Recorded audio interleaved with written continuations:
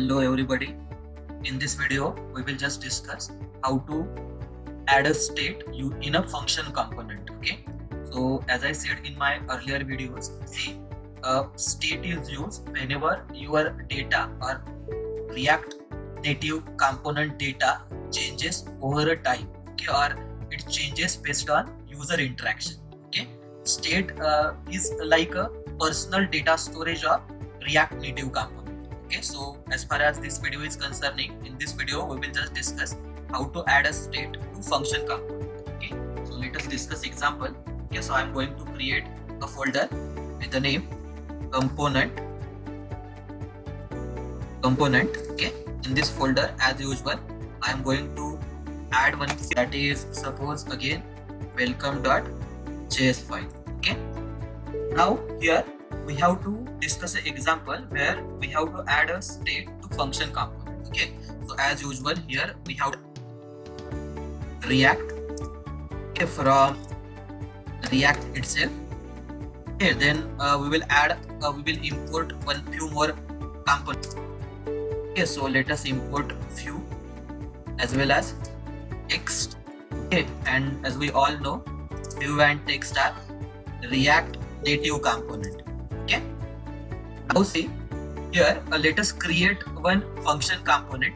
Okay, with the name cat. Okay, so if you want to create a function component, then we have to define a concept. Okay, then we have to give name to a function component. So I am going to give name for this component as cat. Okay, so this is a function component. So this syntax you have to follow.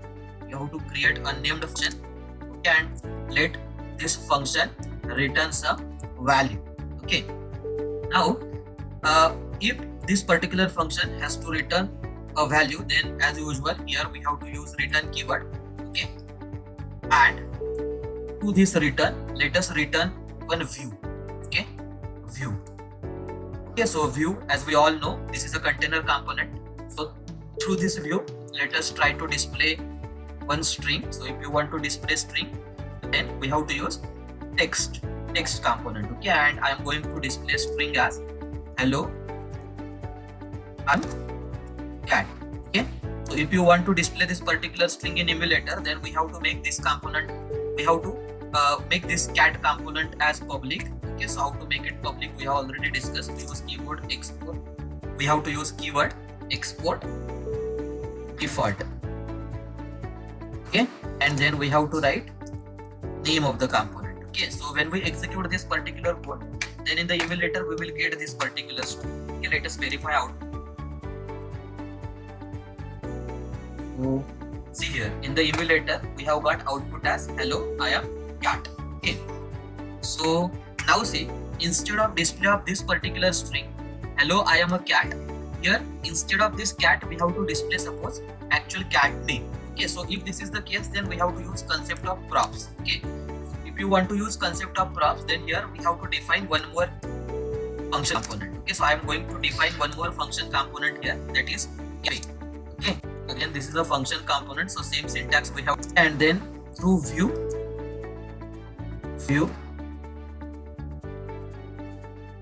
here, see, our aim is what? Here instead of cat we have to display actual cat name, so that name we will pass from this cafe component. Okay, so if you want to pass actual name to this cat, then we have to access this cat component to cafe component. So here we have to access cat component. Okay, and here see, we have to define one props. Okay, so I am defining prop here, that is suppose cat name, c name. Okay, and I am passing value for that as suppose Jenny. Okay, now our aim is what? We have to display this Jenny instead of this cat. Okay, means what? We have to access this cname props at this particular point. Okay, so if you want to access this cname props at this particular point, then for this function here you have to pass one parameter. Okay, so I am passing parameter for this as suppose props. It's not the case like you have to pass props only. Here you can change this name as well. Okay, if you are using function component, but it is not possible in case of class component. Okay, so to make it simple, I have just passed only props. Okay, now aim is what? this CNAME we have to access at this particular point. So now we don't require this cat static value. Okay, instead of that, we have to access this CNAME. So how to access this? For that, you have to first use this particular parameter. Okay, so props. Okay, but you have to write property name. Okay, that is CNAME. Okay, and now see, we have to, if we want to display statement like hello, I am Jenny, then here we have to make this cafe as default component. Okay, so let us make cafe as default. Let's export default cafe. Fine.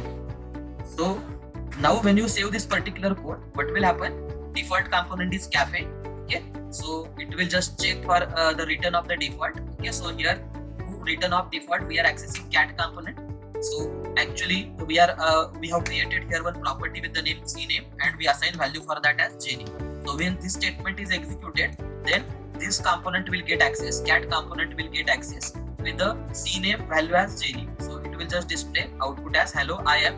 Value of this particular part will become what? Jenny for the first time. Okay, it's not the case like you can access this particular value only once. You can access it as many times as you want. Okay, so I'm going to paste it one more time.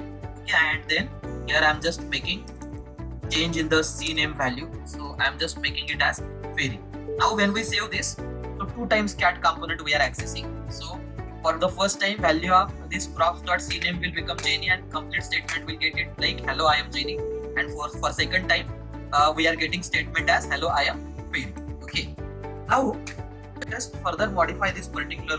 Okay, now suppose here after every statement, suppose I want to display a button. Here after display of this string, I want to place one button. Okay, so if this is the case, then here we have to just add what? Button component. Button.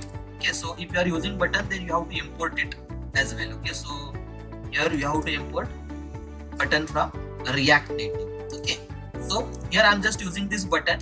So if you are using button component, then for that you can use some. So I'm using attribute here. Let us give some title for the button.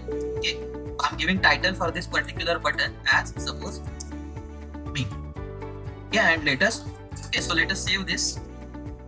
In what way we are getting output? After every string we are getting one button. Click me. Okay. Now see. Now my next requirement is like, see, here we have to check whether our cat is hungry or not. And if your cat is hungry, see, currently what is going to happen here is the title of the button is constant. Okay, every time it is just going to display title as click me. Okay, but now my requirement is like, we have to check after display of name of a cat, we have to check whether your cat is hungry or not. If your cat is hungry, then button title should be like pour me some milk please. Okay, and if your cat is full, then button title should be like thank you. Okay, so we have to basically check whether your cat is hungry or not. Okay, now for that purpose, here we will use concept of state. Okay, now as I said earlier, here we are trying to add state in the function component. Okay, so if you want to add state in function component, then here along with React you have to use one hook, that is use state hook. Okay, so now here question arises that what exactly hook is. The hook is a kind of function that let you hook into React feature. Okay, so for simplicity you just remember this point in this way. Okay. Here we have used which hook? We use state hook. Okay, so it is a kind of function that allows us to add state into function component. Okay, now if you want to add state in function component, then how to add it? See here, this is the syntax. Okay, you have to write keyword constant. Okay, then in square bracket, initially you have to give name to your state. Okay, so my name to my state is say suppose is hungry, because we have to check whether our cat is hungry or not. Okay, and second parameter you have to pass, that must be set is hungry. Okay, I will explain the meaning of this particular point in a while. Okay, let me complete this statement first. Okay, so what I have done here is I just create one state using use state hook. to state hook. Okay, now what will happen when this statement is executed? This is important. Okay, what will happen when this statement is executed is it will create one state with the name is hungry, and it will assign default value for that as true. Whatever value that you are passing here, that value will be assigned to this particular state. Okay, is hungry state, and along with that it will just create one function with the name set is hungry. Whatever second parameter that you are passing of that name, it will just create one function. And what is use of that function? That function is used to set value to is hungry state. Okay, so I hope you are getting this particular point. Okay, now see, now let us here modify our text. Okay, we have to check whether our cat is hungry or not. Okay, so how to verify that? I'm just going to verify this string. Okay, and okay, now here I'm going to access this particular state. Okay, so how to access it? So how to access it? Here you have to just access variable name. Okay, that is hungry is the state that we create. Okay, and here I am going to use ternary operator. Okay, if value of is hungry is true, initially it is true because default value we have assigned for is hungry is true. Okay, so if this value is true, then we have to display string as hungry. Okay, otherwise we have to display string as full. Okay, now I hope you are getting this particular point. While display of text, what I have done, hello I am this, as we all know, this will just fetch cat name. Okay, so for the first time it is Jenny, so hello I am Jenny and I am in, what is the value of this particular part? Default value, initially we have assigned value true for that, so this will become true.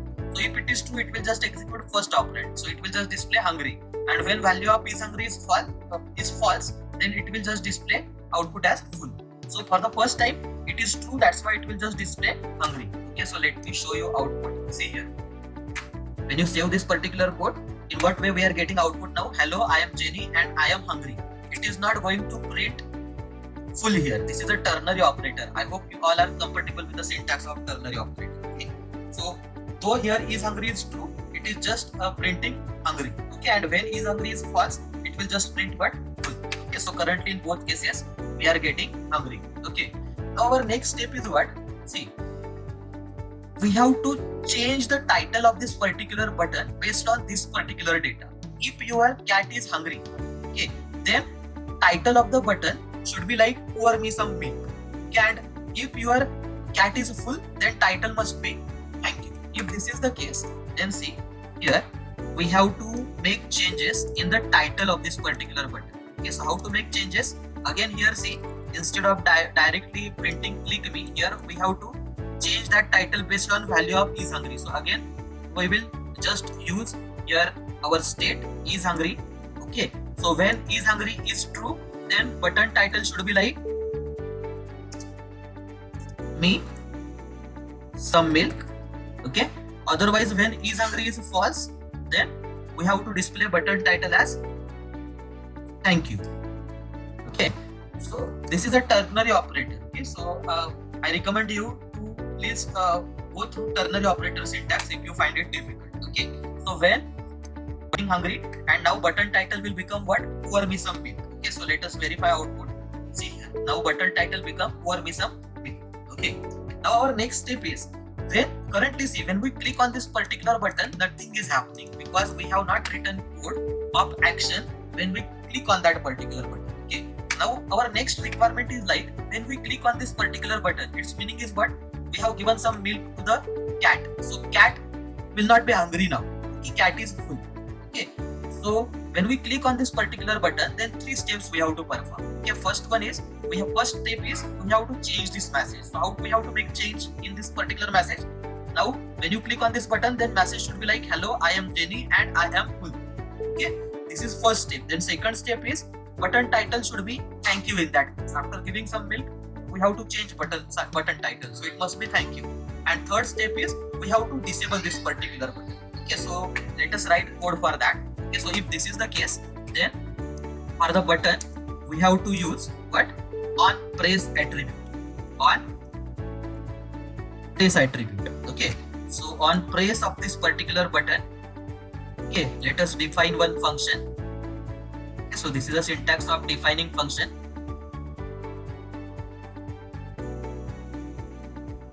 Okay, so here on press of that particular button, we have to change value of is hungry. So initial value of is hungry was what? True. So now we have to make it as false. So if you want to make it as false, then we have to now make use of this function. Initially, if you remember what I said, when this statement is executed, two steps will be performed in the background. First one is this variable will be created with default value true, and then one function will be created with this name, which is used to update the value of this particular variable. Okay, so now I am going to use this particular function here. Okay, so set is hungry. Okay, and now I am making value of is hungry as false. False. Okay, and then we have to disable this particular button. So if you want to disable this particular button, then we have to use disable drop. Okay, so how to disable? For that, here you have to just write negation of is hungry. Is hungry. Okay, now I hope you are getting this particular point. Okay, now let us verify output. Okay, when we click on this particular button, what will happen in the background? On press, this particular code which we have written in on press attribute will be executed. Means value of is hungry will become what? False. Okay, now when value of is hungry will become false, then what will happen? See here, if is hungry is false, then in this text string, if is hungry is false, then it will just display what?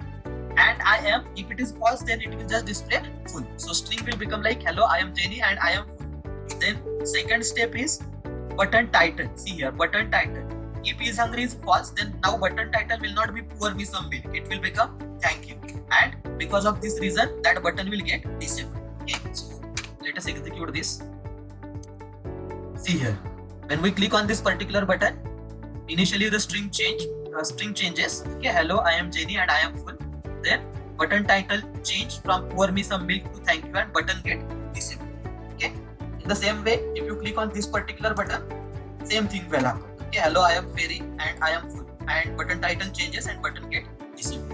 Okay, now see, one common question asked usually in the interview of React Native developers, that is when to use props and when to use state. Okay, if you remember at the start of this lecture what I said, if your data changes over time, then we have to use, or if your data is based on a user interaction, then we have to use concept of state. Now here see, what is our data? This string is nothing but it is our data. Okay, now when we click on this particular button, here latter part of this particular string has to change. So this particular data we have to change. So if you want to change your data over a time or based on your user interaction, then for that purpose we have to use concept of state. Okay, otherwise if your data is constant, like here see, name of the cat is always a constant. So to display name, which concept we use concept of props. Okay, so if your data is not changes over time, then we can use concept of props, otherwise we can use concept of state. Okay, and in some recent version of React Native, they have recommended to use concept of state with function component. Okay, so in our subsequent videos, wherever we use concept of state, there we will use this particular concept with function component. Okay, so if you find any difficulty in understanding any point, then you can ask your queries through comment. Okay, so that's all for this session. Stay tuned for further updates. Thank you.